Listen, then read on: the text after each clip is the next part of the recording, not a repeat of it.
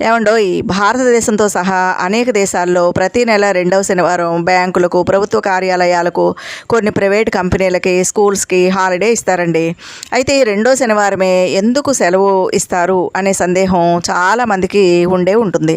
దానికి కారణం ఏంటంటే 19వ శతాబ్దంలో ఒక బ్రిటిష్ అధికారికి ఒక అసిస్టెంట్ ఉండేవాడంటండి. అతను సెలవుల్లో మాత్రమే తన వృద్ధులైనటువంటి తల్లిదండ్రుల్ని కలిసేందుకు, చూసేందుకు స్వగ్రామానికి వెళ్ళేవాడంట. కొన్ని రోజులకి అది కూడా కుదిరేది కాదట.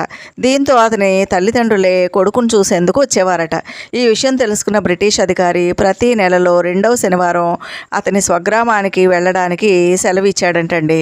దీంతో అప్పటి నుంచి బ్రిటిష్ ప్రభుత్వం అధికారికంగా సెలవునివ్వడం మొదలుపెట్టింది. స్వాతంత్రం తర్వాత కూడా భారత ప్రభుత్వం ఈ సెలవుని అనుసరిస్తూ వస్తుందన్నమాట. అదన్నమాట సంగతి. నా ఛానల్కి తప్పకుండా సబ్స్క్రైబ్ చేయండి, లైక్ చేయండి, షేర్ చేయండి.